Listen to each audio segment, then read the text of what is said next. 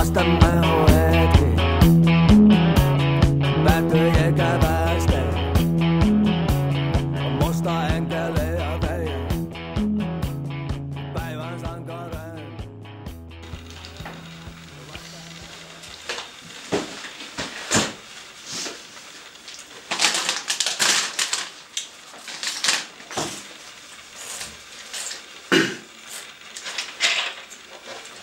Janne, onko tuo terveellinen välipala? Ei todellakaan! Minä olen ravitsemusterapeutti Tero Lahna ja aion opettaa sinulle, Janne, ja myös sinulle, kuinka tehdä terveellinen välipala.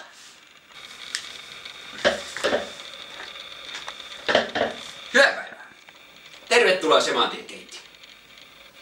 Janne, sipsit ja limpparit eivät kuulu koululaisen terveellisen välipalaan. Siispä aiommekin opettaa sinulle tänään, kuinka tehdään helppo ja nopea ja ravitseva välipala kotikonste.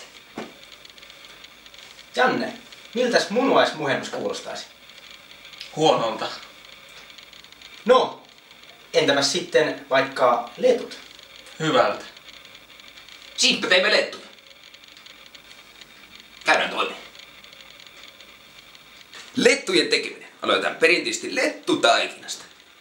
Aatos, kertoisitko, mitä kuuluu lettutaikinaan?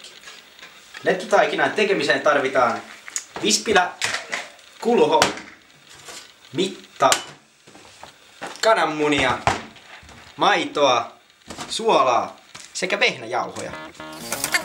Aivan ensiksi riko munat kulhoon.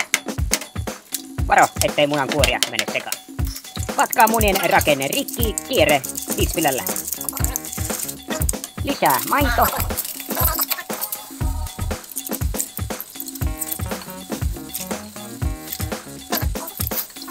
Noin, sinne meni viimeinen. Ja sitten jauhot. Sekoittaen.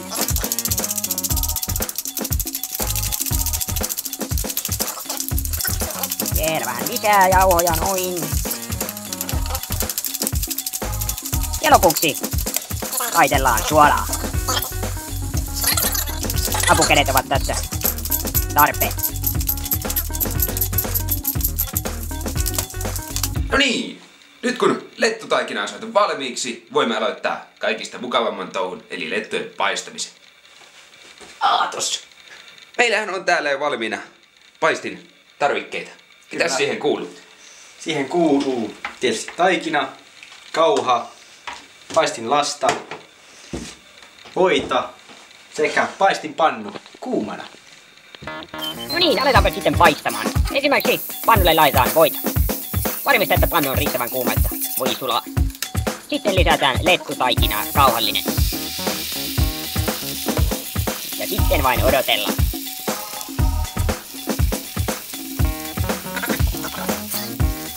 Ravistellaan välillä ja katsotaan, ettei lettu palaa reunoilta.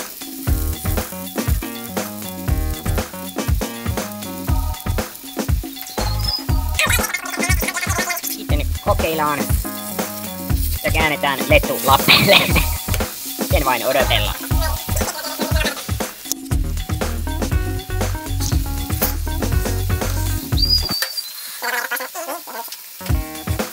Ravistellaan, ettei lettu pala kiinni.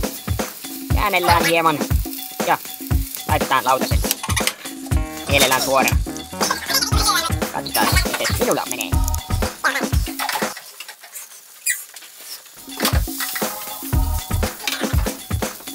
Hyvältä näyttää. Lettujen paistajan kannattaa myös pitää huoli siitä, etteivät letut upene parempiin suihin.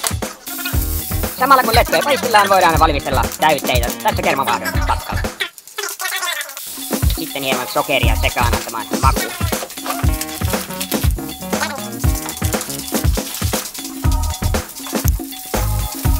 Joo, Janne.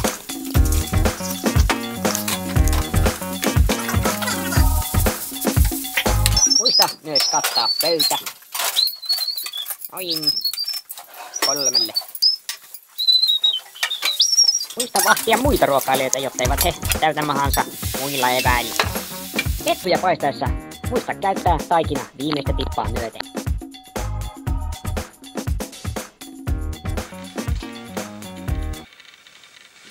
niin. Letut ovat sitten paistuneet. Janne, mitä lettujen kanssa yleensä syödään? Hilloa ja kermaa. Hilloa ja kermaa, kyllä. Se on oiva yhdistelmä ja sopii lettujen kanssa ja on hyvä jälkiruoka. Minulla kuitenkin olisi hieman erilainen vaihtoehto tälle. Oletko kuullut, että lettuja voi syödä myös jonkun suolaisen kanssa? En. Minulla olisi täällä esimerkiksi jauheliha paistettuna. Sitten minulla olisi hieman juustoa ja salaattia.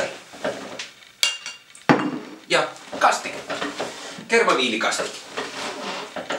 Näin me voimme syödä lettuja myös suolaisen ruoan kanssa.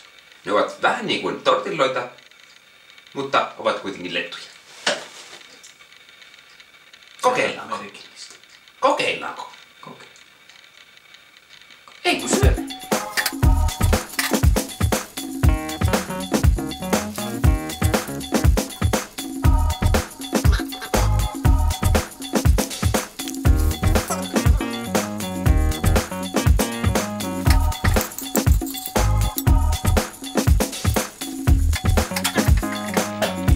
Toimii.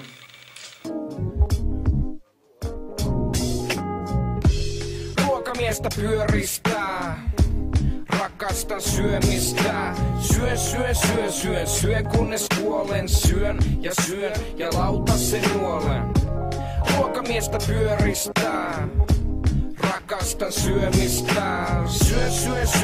Syön kunnes kuolen. Syön ja lautasen nuolen. Mässyjä lasku rakastan maksuun. Suojessa meni lapsuus.